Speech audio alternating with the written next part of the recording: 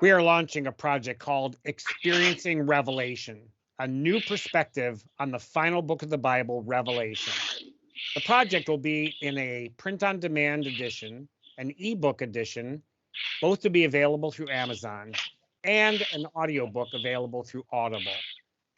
The project will launch Tuesday, February 1st, 2022. At least that's our current plan. East Coast Mike and I, West Coast Mike, are providing a launch sequence of short videos, one each week, on the 13 weeks leading up to the launch in February. We've selected a variety of topics that we are presenting, so you can have some idea what this project is about. We thoroughly understand this project will be controversial. Today's topic is sure to generate some dialogue. Revelation 12, verses 1 through 6. A great sign appeared in heaven. A woman was pregnant and cried out in pain as she was about to give birth. And she gave birth to a son, a male child, who will rule all the nations with an iron scepter. And Dracon, the great red serpent, makes its first appearance, attacking the woman and the child, setting itself in a position to devour the child as soon as it was born. The people who hold an allegorical interpretation of Revelation interpret this passage as Israel giving birth to the Messiah, or the church and its Savior, kind of in a metaphorical sense. The people who believe Revelation is all about the end times as a template to predict and understand how God is tying up the whole earth experience of humankind also see this event as a metaphor or a representation of the launch of the church in Jesus and all the persecution that will happen in the Great Tribulation, or this is the first step of that time. But just reading through the book as an experience of the revealing of Jesus Christ, it simply is an apocalyptic style description of Christmas Day. Mary giving birth to Jesus, Herod going all ballistic and trying to kill him, and the mother and the son escaping away. The same basic elements are in Matthew's description of the birth of Jesus found in Matthew chapter 2.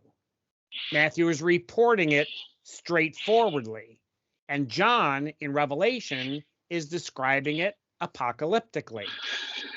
If you have never ever read Revelation or only read and studied limited sections, we encourage you to read straight through in one sitting to see the entire panorama and not cut it up into tiny little pieces for separate examination. We call that silo study, or putting words, verses, or some small sections into their own silos, completely separated from their original context, then analyzing each silo on its own.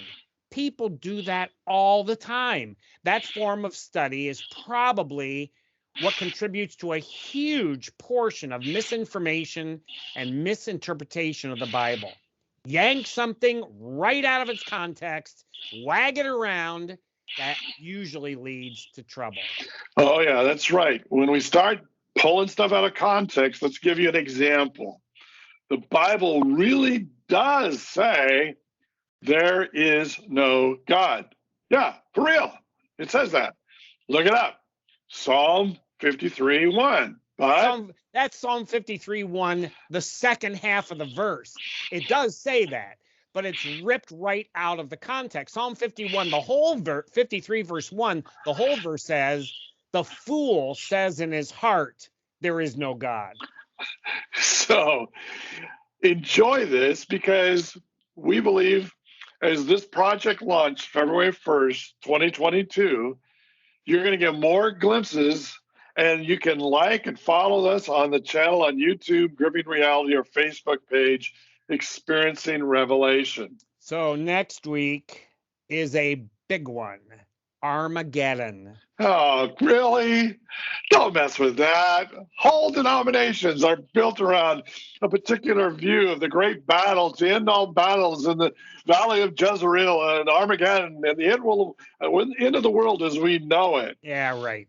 That's not what the single reference about Armageddon actually is. Hate to disappoint. Sorry, not sorry. Yeah, well, now we know that. Until next week, get a Bible out, read straight through Revelation in one sitting, no silos, don't stop. This is West Coast Mike. And East Coast Mike. Till next time.